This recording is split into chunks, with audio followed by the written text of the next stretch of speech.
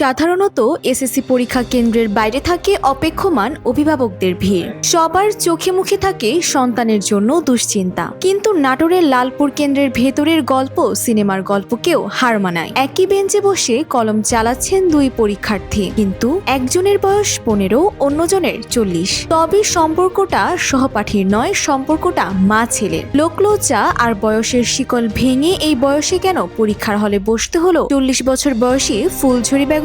চলুন জেনে নেই সেই অনুপ্রেরণাদায়ী গল্প।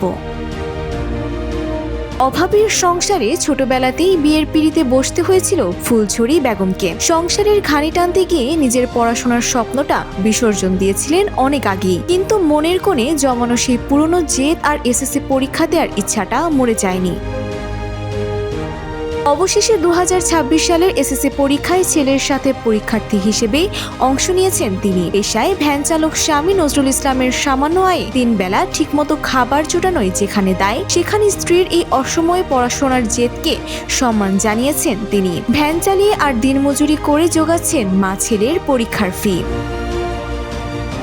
ফুলঝুরি বেগম জানান, গ্রামবাসী অনেকে বাঁকা চোখে দেখলেও ছেলের উৎসাহতেই তিনি আজ এখানে। ছেলে মনিরুলও গর্বিত তার মাকে নিয়ে। সে জানায়, মায়ের সাথে পরীক্ষা দেওয়াটা আমার জন্য আনন্দের। মা শিক্ষিত হলে আমাদের পরিবার আরো সামনে এগিয়ে যাবে। লালপুর উপজেলার নির্বাহী কর্মকর্তা জুলহাস হোসেন সৌরভ এই ঘটনাকে নারী শিক্ষার এক অনন্য দৃষ্টান্ত হিসেবে আখ্যা দিয়েছেন। তিনি জানিয়েছেন, ফুলঝুরি বেগমের এই সাহসী পথ চলায় উপজেলা প্রশাসন সবসময় পাশে থাকবে। বয়স যে কেবল একটি সংখ্যা মাত্র এবং অদম্য ইচ্ছাশক্তির কাছে কোনো বাধাই বাধা নয়, ফুলঝুরি বেগম আজ তাই প্রমাণ করলেন।